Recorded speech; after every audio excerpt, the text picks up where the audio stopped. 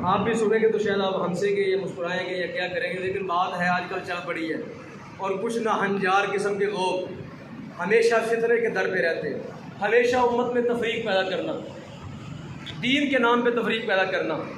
अपने आप को पता नहीं समझते हम कितने बड़े आलिम हैं, हालांकि दर हकीकत ये बहुत बड़े जाहिल होते हैं।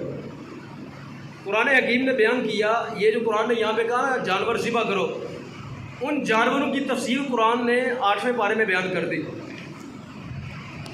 ये 8वें पारे में कुरान ने उनकी तफसील बयान कर दी। कुरान ने कहा समानियत अज़वाज, फरमाया वो 8 जोड़े हैं। कितने हैं? जिनको ज़िबा करना है ना, वो 8 जोड़े हैं। कितने हैं वो? 8। कौन कौन से हैं?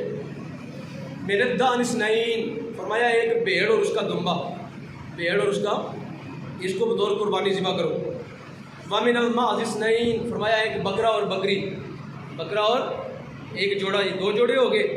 तीसरा फरमाया वामिनल इब्लिस्नैन, फरमाया ऊँट और ऊँटनी, ऊँट और 3 जोड़े हो गए। और फरमाया वामिनल बकरिस्नैन, फरमाया गाय और बैल, गाय और बैल, इनको ज़िबा करो। कितने जोड़े हो गए? 4 जोड़े हो गए। और टोटल जानवर कितने हो गए? 8 जानवर। कितने हो गए? 8। अब यार लोगों ने कुरान की आयत पढ़ी और साथ ही उन्होंने कहा जी कट्टे की कुर्बानी जायज़ नहीं। आपने सुना होगा मसला आजकल गैर मुकल्लिदीन को बुखार चढ़ा हुआ है। आजकल गैर मुकल्लिदीन को बुखार चढ़ा है। मुझे 4-5 बंदू के फ़ोन आए, नहीं मसला तब बयान कर, मुझे 4-5 बंदू ने, अच्छे भले बंदू ने, जो आज तक 10-12 ईदों पे कट्टे कुर्बान कर चुके हैं, कट्टे ज़िबा कर चुके हैं, उनको किसी ने शक में डाल दिया कट्टे की कुर्बानी जायज़ नहीं। मैंने पूछा कहाँ से पता चला? वो भाभी बोल है ना गैर मुकल्लिदीन, वो कह रहे हैं कट्टे की कुर्बानी जायज़ नहीं। मैंने कहा अब्बा जी ने की थी? कहता है जी हाँ, ये अब्बा जी करते रहे, दादा भी करता रहा, परदादा भी करता रहा, सारे मुसलमान करते। मैंने कहा अब पता चला है मसले का, अब पता चला है, अब तुम्हें इस्लाम आया है, अब तुम्हें पहली दफ़ा इस्लाम का पता चला है। तो गैर मुकल्लिदीन ने एक आज का ये शोशा छोड़ा हुआ, कट्टे की कुर्बानी नहीं होती, कट्टे का कुरान में जिक्र नहीं। कट्टे का कुरान में कहते हैं 8 जानवरों का जिक्र है, नामा कट्टा जो है उसका जिक्र ही कोई नहीं। वादा कट्टे की कुर्बानी कर रहे हैं।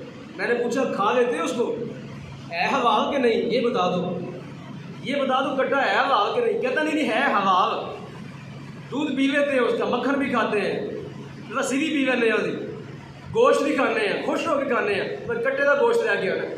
कुर्बानी होती है? नहीं, कुर्बानी नहीं होती इसकी, कुर्बानी नहीं होती। बाकी गोश्त खाते हैं, पूरा साल खाते हैं, बड़े मज़े से खाते हैं, कुर्बानी नहीं होती इसकी। भाई क्यों नहीं होती? कुरान में जिक्र नहीं है। कुरान में मैंने कहा 1400 साल उम्मत गुजर गई है, 1400 साल से ये कुर्बानी हो रही है, सारी उम्मत गलत रही। इमाम बुखारी भी गलत, इमाम मुस्लिम भी गलत, फलां भी गलत, जितने आज तक आइम्मा फुक़हा मुहद्दिसीन सब गुजरे हैं, पूरी उम्मत 1400 साल की तारीख है, सारी उम्मत के अंदर ये कुर्बानी होती रही, सारी गलत। हाँ जी सारी गलत। तुम ठीक? हाँ जी मैं ठीक। तो मैंने कहा फिर सारी उम्मत गलत है और तुम ठीक हो, नतीजा ये निकला कि तुम वाकई गलत हो और पूरी उम्मत क्या है? ठीक है। तो सामने मोहतरम ये सवाल उठा है कि कट्टे की कुर्बानी नहीं होती। तो मैंने फिर जो है ना, मैंने इसके दवाइल इकट्ठे किए और मैं अभी आपके सामने चंद पेश कर देता हूँ कट्टे की कुर्बानी क्यों नहीं होती। वो कहते हैं क्यों नहीं होती, उनकी सबसे बड़ी दलील क्या है? सबसे बड़ी दलील मैं पहले बताता हूँ। कहते हैं जी इनका इंटरकोर्स नहीं हो सकता, यानी बैल यानी भैंस और गाय जो है ना, इनकी जुफ्ती नहीं हो सकती। आपको बात समझ आ गई ना? कहते हैं इनकी जुफ्ती नहीं, इनका इंटरकोर्स नहीं हो सकता, तो लिहाजा इसलिए कुर्बानी करना जायज़ नहीं है। कट्टे की कुर्बानी करना जिसकी हो सकती है उसकी कुर्बानी जायज़ है। तो मैंने कहा घोड़े और गधे की हो सकती है, करते हैं कि नहीं करते? करवाते हैं कि नहीं करवाते? घोड़े और गधे की करवाते हैं ना जी, तब खच्चर पैदा होती है घोड़े और गधे की। तो फिर ये भी कहो ना गधा भी अलाव है, जिनकी होती है फिर कहो वो दोनों अलाव है। उनकी दलील ये है कि गाय और भैंस की जुफ्ती नहीं हो सकती, इसलिए ये कट्टा जो है कुर्बानी नहीं हो सकता।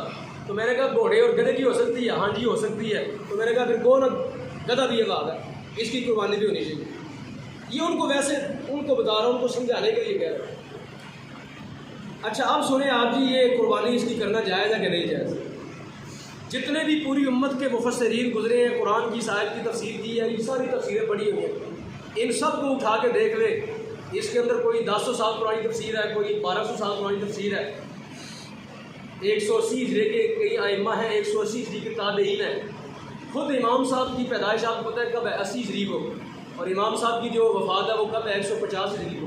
100 इमाम साहब ताबी हैं। इमाम साहब के कितने सहाबा से इमाम साहब ने पढ़ा और कितने सहाबा इमाम साहब के गए हैं, उस्ताद हैं। और इमाम साहब अहनाफ का मौक़िफ़ यह है कट्टे की कुर्बानी करना जायज़ है। कट्टे की कुर्बानी करना क्या है? जायज़ है। जितने लुगत के आइम्मा हैं ना, लुगत के आइम्मा जो अदब अरबी के, जो लोग पढ़े लिखे उनको जानते हैं अदब अरबी से मुराद जो अरबी ज़ुबान है, जो अरबी ज़ुबान है उसके जितने भी आइम्मा गुज़रे हैं, ये किताबें पढ़ी हैं, लुगत की किताबें पढ़ी हुई हैं, उसके अंदर उन सब ने ये लिखा, बल्कि एक इमाम गुज़रे हैं, इनकी वफ़ात का ज़माना कौन सा है? इनकी वफ़ात का ज़माना है तकरीबन 180 हिजरी, 138 हिजरी शायद जी, 138 हिजरी। तो इन्होंने लिखा व बुख्ती मिनल अज़वाज समानिया अल जामूस। अरबी ज़ुबान में भैंस को कहते हैं जामूस। अरबी ज़ुबान में क्या कहते हैं इसको? जामूस। अरबी में जामूस कहते हैं इसको। जवामीस इसकी जमा है, जवामीस इसकी जमा है किसकी? भैंस की। यानी भैंस को अरबी ज़ुबान में, उर्दू में तो भैंस कहते हैं, तो अरबी में क्या कहते हैं इसको? जामूस। तो उन्होंने कहा और जामूस व बुख्ती मिनल अज़वाज समानिया, यहाँ पे 8 जानवरों का जिक्र आया ना, 8 का। तो इमाम साहब ने तफसीर करते हुए कुरान की ये फरमाया कि ये जो जामूस है ना भैंस, और ये बुख्ती एक ऊँट की किस्म है। ऊँट की कई किस्में हैं, ऊँट की पता नहीं आजकल सैकड़ों की तादाद में किस्में हैं, एक उनमें से ऊँट की किस्म है बुख्ती। उन्होंने कहा ये बुख्ती और जामूस जो है ना ये गाय की नस्ल, यानी जामूस जो है ये गाय की नस्ल में से है। अपने अपने इलाकों के अंदर नाम इनके अलग अलग हो सकते हैं। या इसको भैंस को हम भैंस कहते हैं तो ज़रूरी नहीं कि अरब के अंदर भी इसको जो है ना भैंस ही कहते हूँ, वहाँ जामूस कहते हैं इसको। अपने अपने इलाकों के अंदर नाम मुख्तलिफ हो सकते हैं, जिनस एक है। भैंस और गाय की जिनस क्या है? एक है। ये मैं नहीं कह रहा, ये कुरान की तफसीर करने वाले सारे आइम्मा यही कह रहे हैं। जिन लोगों ने भी कुरान की तफसीर की, सहाबा से लेके ताबईन से लेके तबा ताबईन से लेके और पूरी उम्मत के उलमा ने, जिन लोगों ने कुरान की तफसीर की, सब ने यही कहा कि जामूस जो है ये गाय की जिनस में से है। गाय की, ये उसी की तरह खाती है, उसी की तरह क्या करती है? जिगाली करती है, उसी की तरह जो है ना इसके सारे मामलात हैं। तो इसलिए वो कहते हैं गाय जो है ये भैंस जो है ये गाय की क्या है? जिनस में से है। अगला हवाला सुने। एक इमाम साहब गुजरे हैं जिनका नाम है अबू मंसूर मोहम्मद बिन अहमद। ये 282 हिजरी में, 200 नबी करीम अलैहिस्सलाम के करीब का ज़माना है इनका, 282। उन्होंने एक किताब लिखी और किताब में लिखा, उन्होंने कहा वाजनासुल बकर मिनहा अल जवामीस। कहते हैं गाय जो है ना इसकी जिनस में से एक क्या है? भैंस भी है। इसकी जिनस में से क्या है? एक भैंस भी है। और आगे फरमाते हैं वही अम्बहा व अक्रमहा, ये एक बड़ा अच्छा जानवर है, उसकी तारीफ़ कर रहे हैं। कहते हैं बड़ा मोअज़्ज़ज़ जानवर है, इसका बड़ा दूध होता है, इसका जिस्म बड़ा मोटा ताज़ा होता है। तो कहते हैं ये जो गाय, जो भैंस है, ये गाय की जिनस में से है। ये गाय की क्या है? जो कुरान ने 8 जानवर बयान किए उसी में से सब आइम्मा ने ये कहा, सब आइम्मा ने कहा 1400 साल की तारीख के अंदर सब आइम्मा ने ये कहा कि गाय की जिनस में से भैंस भी है। गाय की जिनस में से क्या है? तो भैंस का जो कट्टा होगा वो क्या होगा? उसी की जिनस में से होगा। तो वादा जब गाय की कुर्बानी हो सकती है तो भैंस की भी हो सकती है। जब गाय की कुर्बानी हो सकती है किसकी हो सकती है? भैंस की भी हो सकती है। तो आज तक उम्मत इस पर अमल करती आई है। अब आगे कोई बंदा ये फितना छोड़ दे उम्मत के अंदर कि नहीं इनकी इसकी कुर्बानी नहीं हो सकती, तो यही कहा जाएगा ना कि तूने उम्मत से 1400 साल की उम्मत से एक अलग राह इख्तियार की है। 1400 साल उम्मत का एक रास्ता रहा और तू जब आया पैदा हुआ तो तूने आके अलग से एक मसला बयान किया कि नहीं कट्टे की कुर्बानी नहीं हो सकती और लोगों को शक में डाला। तो ये उम्मत की खिदमत है। एक इमाम साहब गुजरे, इमाम इब्नुल मुंज़र, उन्होंने कहा व अजमाहू अला अन्ना हुक्म जवामीस हुक्म बकर। उन्होंने कहा पूरी उम्मत का इजमा है। पूरी उम्मत का क्या है? जो लोग पढ़े लिखे हैं उनको पता है इजमा की क्या अथॉरिटी है कुरान और सुन्ना में। इजमा ऐसे होता है जिस तरह कुरान होता है। इजमा का हुक्म शरी ऐसे होता है जिस तरह किसका होता है? कुरान की आयत का, जिस तरह कुरान की आयत का। पूरी उम्मत का इजमा है कादिया, पूरी उम्मत का इजमा है जो नबी अलैहिस्सलाम के बाद किसी को नबी माने मुर्ताद होता है। मुसलमान कज़्ज़ाब के जो मानने वाले थे उस पर उम्मत का इजमा हुआ सहाबा का, पूरी उम्मत का, कि जो हुजूर के बाद किसी को नबी माने वो क्या होता है, मुर्तद होता है। ऐसे ही उम्मत का इजमा है इस बात पर कि जो गाय का हुक्म है वही किसका हुक्म है, भैंस का हुक्म है। जो गाय का हुक्म है वही किसका हुक्म है, भैंस का हुक्म है। पूरी उम्मत एक तरफ खड़ी है, पूरी उम्मत के लोग एक तरफ खड़े हैं और एक मौलवी एक साइड पे खड़ा है। पूरी उम्मत के आइम्मा, फुक़हा, मुहद्दिसीन, मुफस्सिरीन, औलिया, पूरी उम्मत के उलमा, सुलहा, पूरी उम्मत के मुसलमान एक तरफ खड़े हैं और एक तबका एक तरफ खड़ा है, नहीं जी इसकी कुर्बानी नहीं हो सकती, और लोगों को शक में डाल रहा है, लोगों को शक में डाल रहा है। अच्छा, इनसे पूछो सऊदीया को फॉलो करते हो? बड़ा तुम्हें जो है ना वो बुखार आता है कि सऊदीया सही है, सही है। वहाँ के किसी मौलवी से पूछ लो कि गाय कंडे की कुर्बानी होती है कि नहीं होती, वो तुम्हें क्या फतवा देते हैं। सारे सऊदी उलमा का फतवा यह है कि इसकी कुर्बानी जायज़ है। सारे सऊदी उलमा का ये फतवा मेरे सामने पड़े हुए हैं। एक उनमें से शेख इब्ने उसैमीन के नाम से एक शख्स हुआ, मोहम्मद बिन सालेह इब्ने उसैमीन, उन्होंने फतवा देखा। उन्होंने कहा कि ये जामूस जो है ये अरब का जानवर नहीं है, भैंस अरब का जानवर नहीं है, लेकिन इसको इस जानवर को गाय की जिनस में से शुमार किया गया। इसको किस में शुमार किया गया, गाय की। तो शामिल मोहतरम मैं बात ये कहना चाहता हूँ कि उम्मत के अंदर नए नए फितने खड़े मत करो। आ गई उम्मत बड़ी गर्मी के अंदर जो है ना परेशान है, हालात, कारोबार, मामला और दीगर बड़ी परेशानी है, तो तुम ये फितने मत खड़ेगा। कभी कहते हो 3 तलाक है, 1 तलाक है, कभी कहते हो कट्टे की कुर्बानी जायज़ नहीं, कभी कहते हो रफ़ा ईदैन के बगैर नमाज नहीं होती। लोगों को कहते हैं रफ़ा ईदैन के बगैर नमाज पूरी होती नहीं है। बार बार नमाज के अंदर ऐसे करते हैं, इसको कहते हैं रफ़ा ईदैन करना, इसको कहते हैं। उम्मत को कहते हैं जो रफ़ा ईदैन के बगैर नमाज पढ़े उसकी नमाज ही नहीं होती, उसकी नमाज ही नहीं होती। और कभी इस तरह के और बड़े मसले बयान करते हैं और इस तरह के बड़े बेहया किस्म के मसले बयान करते हैं। तो खुदारा उम्मत में तफरीक मत पैदा करो। आ गई उम्मत बड़ी टूटी हुई है, आ गई उम्मत बड़ी तकसीम है, जो थोड़ी बहुत ही रह गई है इसको जुड़े रहने दो। नए नए मसले बयान करके नए, बस क्या है, मैं अपनी ज़ात को मनवाना चाहता हूँ, अपनी अनानियत का मसला है। तो इसलिए खुदारा ये सारी उम्मत के आइम्मा एक तरफ हैं और तुम अकेले एक तरफ हो। तो इसलिए मैं अर्ज़ करता हूँ कि ये नहीं होना चाहिए, इस तरह नहीं होना चाहिए। हज़रत इमाम हसन बसरी जो हज़रत अली मुर्तज़ा के खलीफा हैं, उन्होंने कहा, वो कहते हैं अब जामूसो बिमंज़िलत बकर, कहते हैं जो भैंस होती है ये गाय के मिसल होती है, ये गाय के क्या होती है, मिसल होती है।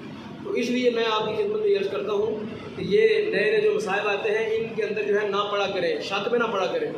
इन लोगों ने शरारतों से बाज आना कोई नहीं, ये शरारतें करते रहेंगे, हमेशा उम्मत को तोड़ते रहेंगे, तफरीक डालते रहेंगे। आप उम्मत का जो इजमाई रास्ता है ना उस पर चलते रहें, जो उम्मत का मुत्तफ़क़ा रास्ता है, पूरी उम्मत का मुत्तफ़क़ा जो तरीका है उस पर चलते रहें। इधर उधर इनकी बातें मत सुने। और ये कोई कहे कि दलाइल नहीं है, तो मेरे सामने इस वक्त जो है ना वो 100 को हदीसें मौजूद है, 100 को मेरे सामने ये मौजूद है, ये किताब के अंदर 100 को बातें मौजूद है कि मैं आपको साबित कर सकता हूँ कि इस इमाम ने ये कहा, इस इमाम ने ये कहा, इस इमाम ने ये कहा, इस हदीस में ये आता है, इस हदीस में ये आता है। वक्त की किल्लत के पेश नज़र 2-4 बातें बयान करता हूँ आपके सामने। दलील इनके पास कोई नहीं होती, पूरी उम्मत के सामने ये किस तरह खड़े हो सकते हैं। तो शामिल मोहतरम कुर्बानियाँ ज़रूर करें। नबी अलैहिस्सलाम से पूछा गया, या रसूलल्लाह ये कुर्बानी के अंदर क्या है हमारे लिए, तो सरकार ने फरमाया हर बाल के अंदर देखी है, हर बाल के अंदर क्या है, सुभान अल्लाह। सरकार ने फरमाया, हज़रत फ़ातिमा ज़हरा अपनी साहबजादी को फरमाया बेटी तो ऊपर उठो, जाओ अपनी कुर्बानी के पास चली जाओ, जाके उसके ऊपर हाथ फेरो। फरमाया जानती हो ये कुर्बानी का जानवर जो है ये कब अल्लाह रब्बुल आलमीन की बारगाह में अपने खुरों के साथ आएगा, अपने सुम्मों के साथ आएगा, अपने बालों के साथ आएगा। और फरमाया ये जो कुर्बानी का जानवर है ये अपनी कुर्बानी करने वालों को पकड़ के जन्नत में ले जाएगा। सरकार ने फरमाया मतायाकुम, फरमाया कल ये तुम्हारी सवारियाँ बनेंगी। क्या बनेगी तुम्हारी? तो जिस बंदे के पास कुर्बानी की ताकत हो वो ज़रूर कुर्बानी करे। और सरकार दो आलम का ये फरमान है, सरकार फरमाते हैं जिस बंदे के पास कुर्बानी की ताकत है और वो नहीं करता, और वो क्या करता है, फरमाया उसको पकड़ो, अपनी मस्जिद से बाहर निकाल दो, फरमाया ईदगाह से बाहर निकालो इस बंदे को, इससे नफरत का इजहार करो कि रब ने तुम्हें रिज़्क़ दिया है और उस रब के दिए में से खर्च क्यों नहीं करते। एक आखिरी मसला, घर का सरबराह होता है, बाद दफ़ा एक वालद, बच्चे होते हैं 6 कमाने वाले और सब कमाते हैं, कुर्बानी एक की, किसी की भी नहीं हुई, बकरा एक ले आते हैं। बताओ बकरे के अंदर 7 हिस्से होते हैं, बकरे के अंदर 7 हिस्से होते हैं, 6 बच्चे कमाते हैं रिज़्क़। आजकल तो लड़कियाँ भी काम करती हैं, औरतें भी काम करके वो भी जो है ना बैंकों के अंदर काम करती हैं, पैसा कमाती हैं, उनके ऊपर अलग से कुर्बानी बनती है। अगर उनके पास जेवरात पड़े हैं तो उन जेवरात की बुनियाद पर उन पर कुर्बानी बनती है। 6 बंदे कमाने वाले हैं, 6 पर कुर्बानी होगी। 6 साहिब निसाब है, घर के 6 कुर्बानियाँ होंगी। एक कुर्बानी करोगे तो किसी एक की तरफ से भी नहीं होगी, किसी एक की तरफ से भी नहीं होगी, वो भटक जाएगी रास्ते में। तो बाप की तरफ से है, बेटे की तरफ से है, बेटी की तरफ से है, बीवी की, किसकी तरफ से है? एक बकरे में एक ही हिस्सा होता है। एक बकरे में क्या होता है? एक ही हिस्सा होता है। तो सामने मोहतरम, ये कुर्बानियाँ करने वाले, मैं खुद ऐसे बंदू को जानता हूँ, ऐसे बंदू को जानता हूँ जिनके घर में 6 बंदे कमाते हैं, कुर्बानी वो एक कर रहे हैं। गवाहियाँ अपनी मत इकट्ठी करो, अल्लाह के हुजूर जाना है। अल्लाह रब्बुल आलमीन ने कुर्बानी को वाजिब रखा है। अगर माँ के पास पैसे हैं तो माँ की अलग कुर्बानी है, बाप के पास पैसे हैं तो उसकी कुर्बानी अलग है, बीवी के पास है तो बीवी की कुर्बानी अलग है, बेटी के पास है तो बेटी की कुर्बानी क्या है? अलग है।